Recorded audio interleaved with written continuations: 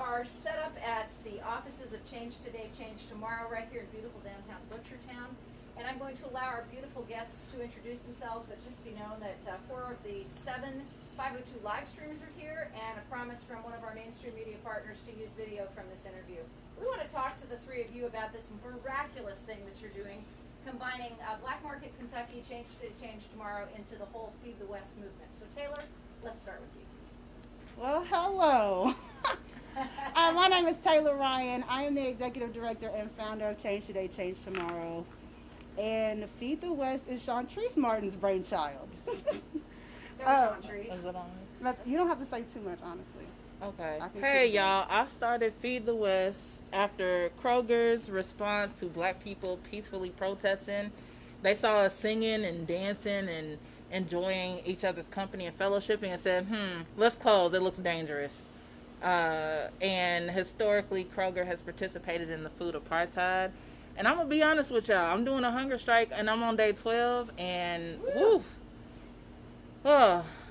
lost my train of thought. You're because fine. it's day 12. But basically, Feed the West has fed over 16,000 people in the last 3 months. Thanks a lot to the people who let us come to their homes and deliver, even though we were strangers at the beginning. But more than that, we are focused on a long-term solution, not just feeding people in the meantime while Corona's going on, but making sure our people have access to fresh food, to affordable food, and not the expired food that be on a lot of Kroger shelves. I'm going to have somebody else talk while I have my lunch. Thank you, Chantrice. Drink that lunch. Hello, everyone. I am Nanny Crony. I am the president of Change Today, Change Tomorrow. I'm the president of Change Today, Change Tomorrow. And we are in full support of everything Chantrice is asking Kroger's for. Feed the West, like she said, launched out of the closing of Kroger's. And we have been providing groceries. At this point, we are providing $85 worth of groceries to each individual. And we have served 17,000. And that is over $1 million in groceries that have been provided. I don't know that people really know or understand the good that is being done in this community. Everybody's very focused on COVID and protesting and all of the things that are associated with the negative. And that's why we came today, because 502 live streamers like to bring positivity as well. And I'm so grateful that Shea Wolf took time to come. Riotheart is here. Maxwell is here with me. And we really, really want to know what people can do, because John just said if you need volunteers to help set up the store, put the call out. So tell us what you need us to do to support Change Today, Change Tomorrow, Black Market Kentucky, and Feed the West. So there are several volunteer opportunities at Change Today, Change Tomorrow. We do a lot of different outreach services. One is Feed the West, but that is just one program. We also have a garden that needs to be tended to on the daily. We have grocery canvassing. So if you want to assemble a team, come do some nightly grocery canvassing. We go into the West End neighborhoods and go door knocking.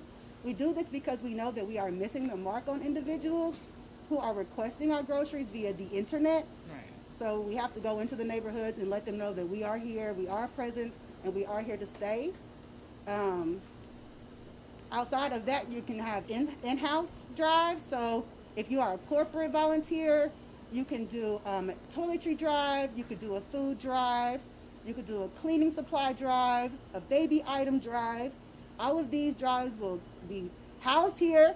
All the items are expended through the Feed the West program or our other outreach services. Absolutely amazing. Good question, Ryan. And I want to add to Yes, that. So y'all also mentioned Black Market. There's also Emoja every Thursday. We do free bleach on Mondays for Change Today, Change Tomorrow. People don't realize how many programs there are here. We pretty much have a program for almost every need in the community. And if we don't have a program, we reach out to other organizations that do that to collaborate. But for Black Market specifically, many of y'all know we were on a 30-day, $300,000 campaign, so we can pay our employees a living wage. We refuse to have people work and then be in poverty and be at risk for eviction. We are also providing free child care for at least the first month for all employees, no matter if you're part-time, full-time, contracted, as well as free transportation. And right now that money is coming from me, Chantrice, and Junebug, my son. So any type of, if folks can donate TARC passes, if they can donate like if you have a transportation service, you want to just give us that bus for the first week. Lift credits. Oh, yeah, that's a good one. Because in the Russell neighborhood specifically, like, we have so many barriers to being able to have a good job. Like, many of us, I live in the Parkland neighborhood. Many of us don't have access, like Taylor said. If there's a program, often you got to go on the internet. A lot of us don't have computers and Wi-Fi. You know what I'm saying? And the place people go for internet, for work, is McDonald's or the library. The library is closed. The McDonald's lobby is closed. And so people say, oh, I tried to reach out to the community. They didn't come. It's because you didn't reach out to them in a way that fits their life. And people think that you can just give out one box one time, be like, I did it for the community, and go back to your everyday. This is not something that you can just tap in and tap out. You have to be committed to it. So with Black Market, the biggest thing is corporate sponsors. And you don't have to give me, Chantrice, money, or even directly Black Market. You can give it to the thing we need. So you can just go and get that thing. You know what I'm saying? I'm not making no money off of Black Market or Feed the West. I'm a volunteer for both. I have a regular job. I'm a mom. And people don't seem to understand that. So the other thing I will say is that when it comes to any project I'm on, I'm going to make sure my people eat first. Right? I'm hiring people who have a record, people who have a felony in their record, people who have a misdemeanor and can't get a job, people who have multiple children and can't get child care. And so I'm looking at all the people who get rejected. I'm one of those people as a single mom who's been rejected for things. I've been on WIC. We've been on food stamps. And I know what it's like. Right. I know what it's like to have an EBT card and the cashier call you out and you feel embarrassed. Yes. So when we open Black Market, it's not going to be none of that. Everybody's going to be on the same level. And if you are from outside the West End, you will pay more, right, as a part of our move to do reparations. So what I would say is not only giving the money towards what we're doing, and yeah, I'm if I go off, just remember me more eloquently than I spoke. But we want not just the money to be put back into the community, but y'all to just give the money and not be trying to lead it. Like, I'm tired of people from outside our community saying, this is what you should do, this is what I have. There's so much development in Russell right now, but I guarantee you most of them developers ain't never talked to nobody who actually lives in Russell. There's a bunch of people who getting evicted right now in eviction court. You know what I'm saying? There's a bunch of people who are put out of Beecher Terrace. We went to Canvas a few weeks ago at Beecher Terrace, give out groceries, and the way they live in it should be a human rights violation, right? Not because of them as individuals, but because our city and our mayor has decided that we are not valuable. When it comes to development, it's not for the benefit of the people who already live there. It is for the benefit of people who put us in poverty. It is for the benefit of people who don't care about us and don't think we're worthy of life. It's the same people who say, well, there's good police and there's some great things about the police force. Those are the same people who feel like all lives matter, except Black life, though. Those are the same people who say, well, y'all do Black on Black crime, so why can't we kill you too, right? So when we talk about development, it needs to start from Black folks. And it's not ask Black people what they want. Give Black people the money and the resources. We will figure it out. We've done more with less than many other groups. Always. And so when we talk about, too, like Black agriculture, historically, my great-grandparents were sharecroppers in Mississippi.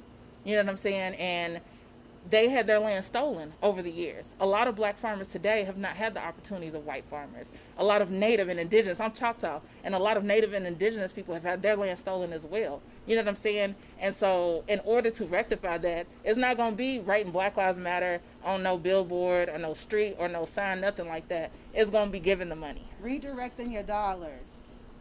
And the resources, like if somebody comes to you and say, hey, young white person, I like what you're doing. Can I give you a grant for this? Say, you know what? I know a Black person who could use that funding, right? And it's going to take sacrifice. It's going to take being uncomfortable. Y'all think hunger striking is fun? That shit is not fun. It is not easy. Like, it's hard. My son just asked me this morning, is it over yet? Because he's worried. My son is 7, but I talk to him like, y'all, anybody who know my son know I talk to him real regular. And I told him exactly what I was doing before I started. And, like, his worry is compounded by the fact that, like, I'm still cooking for him. I'm still making food for my son, right? And so when I think about, like, what all of our mothers have to go through in the West End, a lot of them are hungry not because of a hunger strike, but because they don't have access to food. They don't have money. They have to choose between feeding all their kids or feeding themselves, because every time you get a job, if you have Section 8 or WIC or whatever, if you get a job, your benefits is gone. And because no one in Kentucky pays these living wages at a rate enough for people to survive, then it's like you got to decide what you're going to do. And these are hard choices. These are choices that people in St. Matthews ain't got to make. Like there's what is the study? Oh man, there's a study from Metro that says people in the West End tend to live 15 years shorter than people in St. Matthews. 15 years. You got a whole decade and a half on us. You know what I'm saying? And that report came out. Guess what was done about it? Nothing. Nothing from the very same people who put out the report. They have yet to remedy the situation. Right? So we in the community, we work on surviving. We work on helping each other. My neighbors are dope. Like, but we are not the institution. And right now we're working hard to dismantle the institution. But I'm going to tell you what, this hunger strike is literally the most peaceful protest you could possibly do. I ain't hurting nobody but myself. You know what I'm saying? I'm not disrupting nothing. It's super peaceful. And Kroger has not responded to the degree that they should for three very simple things. I asked them to tell me how many black vendors you got. Admit that you are a part of the food apartheid. Not even that you started it, but that you're a part of it. And the third thing was, I can't remember. Third thing was make an agreement with the black farmers. Make an agreement with the black farmers. These are simple things. In 12 days, they haven't done these things. So it's like, okay, I guess y'all don't care about peaceful protests. Y'all don't respond to peaceful protests. What's the alternative? That's really what the thinking is. And so when people say, oh, they were looting, they were doing this, there's some meme that said we could never amount to the things that have been stolen from us. There's no way. All of us right now could go loot every Kroger in this country. And guess what? We would still never even get close. We will never get close to all the years lost. And so this hunger strike is not just about me, because if it was up to me, I'd be eating a bacon cheeseburger right now, honestly. And some sushi. I know that's a weird combination, but I'd be over Dragon King's daughter. Okay. If it was up to me. But I'm trying to demonstrate that peaceful protest is possibly going to work. I'm failing because I'm doing a peaceful protest. Literally the most peaceful thing you could think of. And Kroger hasn't even responded. And I know they have the message because we have folks who are in the union. We have folks who are in those boardrooms. Oh, hold on. I'll tell you what. We have hundreds of people sending emails, making phone calls. They are definitely in the know in regards to the hunger strike. All right, then they tell are us where turning to a send that. blind Tell us where eye. to send that information, Taylor. What is her name? Aaron. So there's a few people. Aaron Grant. It's all on the Black Market webpage and on our social media. Rodney McMullen, Mary Adcock. These are all people who have a say. These are all people who we've confirmed they've gotten our messages. We've confirmed that they're at least once legal meeting were told to ignore us until we gave up. And so my big thing is going to take reaching out to their shareholders. BlackRock Investment is one of their biggest shareholders. They're in the top two. The other one is Vanguard, which a lot of us have insurance through Vanguard. If you have a 9-to-5 job and they pay for your retirement, whatever, Vanguard is the one. And the chief of diversity at, I think Vanguard, it might be BlackRock because I'm, loopy, but is a black woman. And so I'm hoping that maybe reaching out to her, be like, sis, bro, we're struggling. And we asked Kroger for these 3 simple things. Maybe that'll do something, but also maybe it won't, because to be black in that space means you have to compromise. I don't know if she's a Charles Booker, a Daniel Cramen, a Sada Shakur. I don't know what type of woman she is, right? And nor am I. Let me ask you to sacrifice your whole career for me, someone who you never met. But what I can say is that would be a revolutionary act. And when it comes to diversity and inclusion, baby, that would be the strongest thing you could do for diversity and inclusion. Because really, we ain't asking for too much. Yeah. Hannah suggests maybe we should stop shopping at Kroger until they step up. Yeah, yes, but what black people in the West End gonna do? We don't have options. Right. So I appreciate that. We do have literature out. We do have literature out for alternatives for Kroger. If you do not want to shop at Kroger any longer, we have that information out, infographic on our social media as well as our website. So it just takes a few Googles. Just look for something other than Kroger. I'm going to say this for people, and I appreciate that people who want to boycott, it has to be strategic, it has to be organized, it has to be a bunch of people boycotting purposefully at the same time, at the same location, and being willing to still show up and tell other people who are unaware of the struggles that we're dealing with. It is a very coordinated effort, and people don't realize how much organization it takes for something like that, because 50% of people ain't going to show up, first of all, if you do a boycott. And they're going to be like, oh, well, I had to get turkey. Like, you know what I'm saying? So, but the other thing is, on the other side of that, like, in no way do we want Kroger to So in the West End, they're like, a lot of people are getting their grocery stores from a liquor store, from a corner store, from Family Dollar, from Dollar Tree. Like, people are buying groceries from Dollar Tree because that is accessible, that is affordable to a certain extent. What kind of groceries those are. Yeah, like they have warnings all the time about how Dollar Tree stuff got cancer type of stuff in it. You know what I'm saying? But if that's your only option, yes. So it's like, those are our options. But then you wonder why we angry. You wonder why we're malnutrition. You wonder why our children are more truant than other children. Like, when you're hungry, you cannot do a whole lot of things. Like me being hungry right now, it's a lot of stuff I can't do. I got drove here today. Drove, whatever. I don't know. I got drove here today. You know what I'm saying? Like, when it comes to my job, thankfully, I told them before I started, like, I'm starting a hunger strike on capacity. But I guarantee you, if I worked at McDonald's and I said, hey, y'all, I'm starting a hunger strike and I'm going to be, and I guess you're fired. Right. You know what I'm saying? So the average person in the West End ain't got as many options as I got. So it's my responsibility to sacrifice, just like I'm asking privileged white people to sacrifice. And I don't think people recognize that. People, I guess, assume we making a whole bunch of money over here at Feed the West, even though it's a program where we literally give away free groceries. You know what I'm saying? The live streamers are getting paid by BLM and George Soros. Right. Yeah, I don't know what y'all be thinking. Yeah. Like, bruh. Tell us where the sign-up location is, a web address that you want to promote, so that everybody knows where to go and what to look for and how to actually make the change with you. So I'll say there's three main things. One is going to change-today.org. Change-today.org. That has all our programs. That has updates. The second thing is following us all over social media, because we do constant updates on social media. The website is more static. Like, we might update it once a day. And when I say we, I mean Taylor. Taylor is running the whole website. So while y'all think she's not working, she literally only works. But as far as social media, if you go to Change Today, Change Tomorrow, all over the internet, whatever, but also Black Market KY on everything, on Twitter, on Instagram, on whatever, and amplify our message.